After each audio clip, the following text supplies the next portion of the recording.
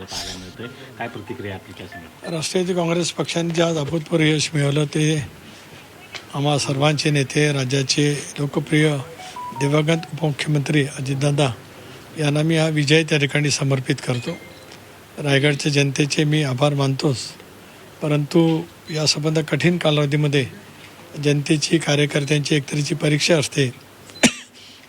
दादांनी रायगडकरांना दिलेलं अभूतपूर्व असं प्रेम, हे त्या पुण्याच्या बळावरती आम्ही चांगले यश मिळवू शकलो. ओके.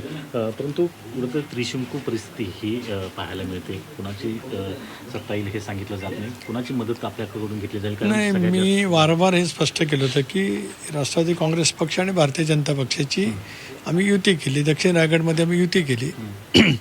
जरूर कर्जत खालापूरमध्ये आमच्यासोबत उद्धव बाळासाहेब ठाकरे या शिवसेनेचे सदस्य त्या ठिकाणी आहेत. त्यामुळे आम्ही सत्तेची समीकरणं योग्य रीतीने पार पाडू. सोबत शिवसेनेला घेतलं जाईल शिंदे गटाने? आज या बाबतीमध्ये मी काय बोलू इच्छित नाही. याचं कारण शेवटी मी आणि भारतीय जनता पक्ष आम्ही एकत्रित आहोत. आम्ही या संदर्भातला चर्चा करू आणि मग निर्णय करू. अजून त्याला वेळ आहे. ओके. परंतु जसं पाहायला गेलं तर शिवसेनाचे भाजपची देखील काही ठिकाणी युती असलेली पाहायला मिळते. तर त्या ठिकाणचं कसं? नाही, एक असं आहे की ज्या ठिकाणी युती होती त्या ठिकाणी आम्हाला यश मिळालेलं आहे. युती ज्या ठिकाणी होती, विशेष करून कर्जत खालापूरमध्ये युती होती, तिथं राष्ट्रवादी काँग्रेस पक्षाने उभाटाला यश मिळालेलं आहे. बाकी ठिकाणी भारतीय जनता पक्ष स्वतंत्र लढला. पनवेल उरणमध्ये, पेणमध्ये आम्ही आणि भारतीय जनता पक्षाची युती होती पेण विधानसभा मतदारसंघात. त्यामुळे अधिकतर ठिकाणी एकतर राष्ट्रवादी काँग्रेस पक्ष आणि भारतीय जनता पक्ष युतीत विजय झाला आणि जिथे स्वतंत्रपणाने भारतीय जनता पक्ष लढला तिथे विजय झाला आहे. त्याच्यामुळे आपण जर का आकडेवारी घेतली, सखोलपणाने माहिती घेतलीत, तर मी सांगतो ती आकडेवारी ही सत्य आहे. तरीसुद्धा आम्ही आणि भारतीय जनता पक्षाचे नेतृत्व एकत्रपणे बसू आणि बघू काय करायचं ते. खास करून कर्जतचा निकाल जो आहे तो आपल्यासाठी सुखावा असलेला पाहायला मिळतो. नगरपालिकेनंतर सलग दुसरा विजय हा पाहायला मिळतो.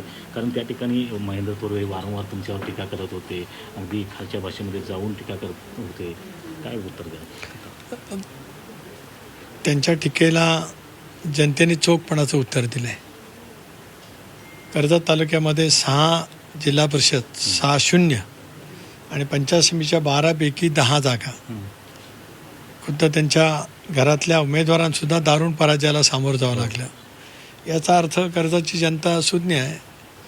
माझंही कर्जतचं नातं जसं रोहा, शिवदान, म्हसळा या मतदारसंघाशी राहिलं, तितकंच कर्जत खालापूरशी माझं नातं असं अदृढ रसं राहिलं. त्याच्यामुळे मी स्वतःला फार मोठा मानत नाही, परंतु अशी टीका जनतेला आवडत नसते.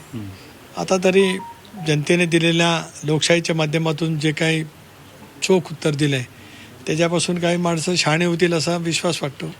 कारण त्या ठिकाणी पाहिलं गेलं तर युतीमध्ये ती जागा सोडावी लागली होती, परंतु जर सुधाकर धारी जर आपल्या पक्षाच्या चिन्हावर